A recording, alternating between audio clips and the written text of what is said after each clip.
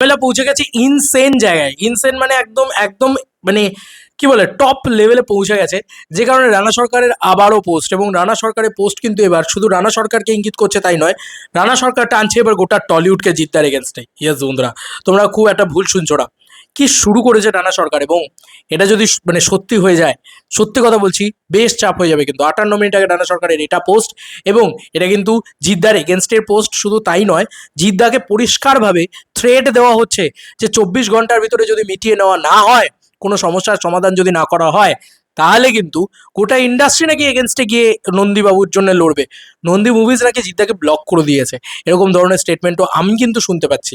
মানে আমি জানি না যে চরমতম একটা নেগেটিভিটি জিদ্দাকে নিয়ে চলছে গোটা মার্কেটে। আমি সত্যি বলছি, আমি সত্যি মিথ্যে তো জানি না, তবে আমার মনে হয় জিদ্দার ইমিডিয়েটলি সর্বসমক্ষে এসে পাবলিকের সামনে নিজের ইমেজ বাঁচাতে পরিষ্কার কথা, সত্যি কথা পরিষ্কারভাবে বলে দেওয়া উচিত। তাহলে কিন্তু অনেক বেটার জায়গায় থাকবে। এবার জিদ্দা যদি কিছু না বলে, বারবার যদি জিদ্দা এদেরকে ছেড়ে দেয়, তাহলে এরা কিন্তু 24 ঘন্টা বাদে আরও অশান্তি পাকাবে। এটা কিন্তু খুব সত্যি কথা। রানা সরকার কি লিখছে একটুখানি পড়ে নিই।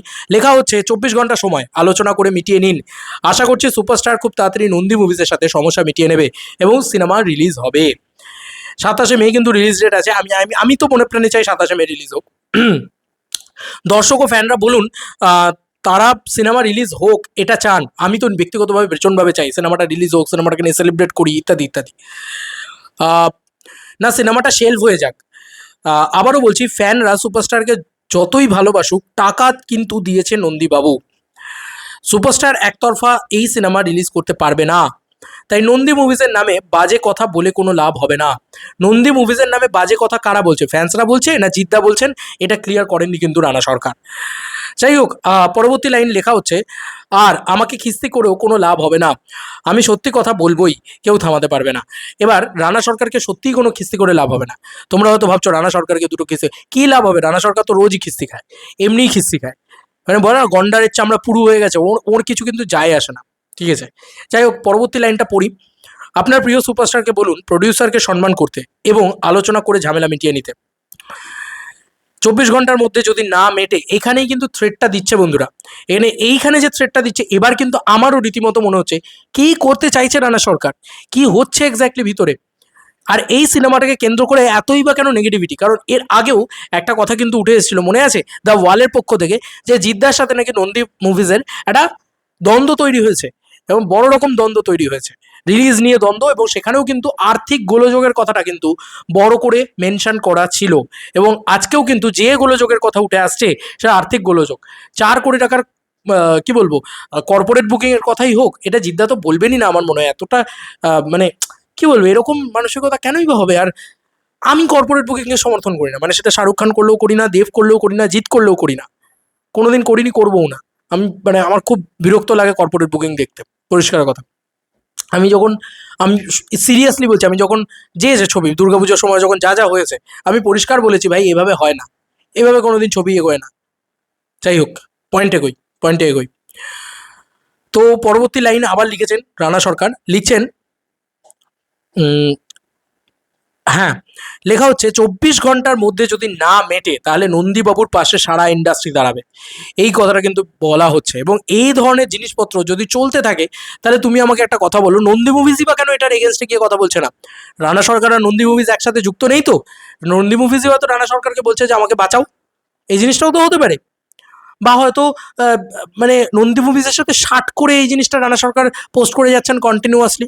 হয়তো একটা বেসিক কোনো নিজেদের ভিতরে মনোমালিন্য বা নিজেদের ভিতরে ঝামেলা হয়েছে জিদ্দা আর নন্দী মুভিজের ভিতরে, তো সেটাকে নিয়ে একটা প্যাচাল পাড়া হচ্ছে, যাতে নিজেদের ভিতরে সেই জিনিসটাকে নেগোশিয়েট করা হয়। যদি না করা হয়, তাহলে পাবলিকলি তোমার প্যান্ডোরা বক্স খুলে দেবো, এরকম একটা ব্যাপার।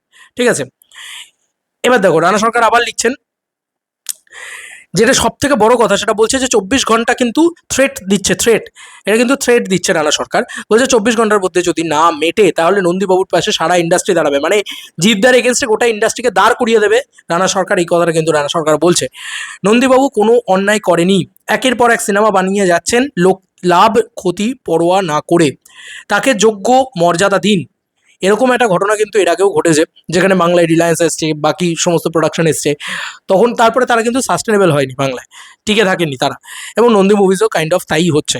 এবার ব্যাপার হচ্ছে যে নন্দী মুভিজ কিন্তু যেন টিকে থাকে, এটাই আমরা চাই।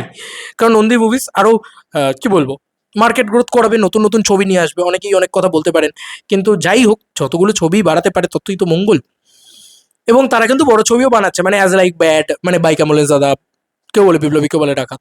আই হোপ জিদ্দার সাথে কোনো একটা সামান্য ঝামেলা হয়েছে, সেটাকে নিয়েই এত এত কিছু। এবং জিদ্দা যে টাকা মেরে দেওয়া বা ইত্যাদি, এই যে তাকে চিটিংবাজ বলা হচ্ছে, ইত্যাদি বলা হচ্ছে, সব কিছু বলা হচ্ছে, যে এগুলো না জিদ্দার ইমিডিয়েটলি সামনে এসে কথা বলা উচিত। হয় সামনে এসে কথা বলো, নাহলে ঝামেলা মিটিয়ে নাও ভাই। এগুলো দেখতে জিদ্দার এগেনস্টে আমার অন্তত ভালো লাগছে না। বারবার, মানে একটা নয়, প্রায় এতক্ষণে বোধহয় 7-8টা পোস্ট করে ফেলেছেন রানা সরকার। এটা রিসেন্ট পোস্ট। ফ্যানরা সুপারস্টার বাবুকে বোঝান, অনুরোধ করুন, আলোচনা করে সমস্যা মিটিয়ে দিতে বলুন।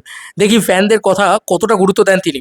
এটাকে কিন্তু ফ্যানদেরকেও ভিতরে উস্কানিমূলক জিনিসপত্র করে দেওয়া, এটা কিন্তু আমার খুবই খারাপ লাগছে। যাই হোক, সিনেমা রিলিজ হলে সবাই খুশি হবে, আমি তো ব্যক্তিগতভাবে খুবই খুশি হব।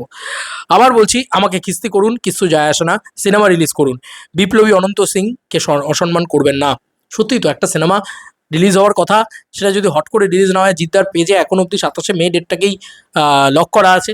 তা আমার মনে হয় যে জিদ্দার ইন ফিউচার না আর অন্য কোনো প্রোডাকশনের সাথে কাজ না করে নিজের প্রোডাকশনে নিজের মতন করে কাজ করা উচিত। কারণ হতেই পারে ক্রিয়েটিভ ডিফারেন্স হতে পারে, প্রডিউসার প্রসপেক্টিভের ডিফারেন্স হতে পারে, আইপি নিয়ে প্রবলেম হতে পারে, দরকারই কী আছে? জিদ্দার নিজেই নিজের ছবি করুক, নিজের মতন করে ছবি করুক, তাই না? সেই সব থেকে ভালো বলে আমার ধারণা। তোমাদের আর কি মতামত, ইন্টার ভিডিওটাকে নিয়ে জানিও কমেন্ট সেকশনে।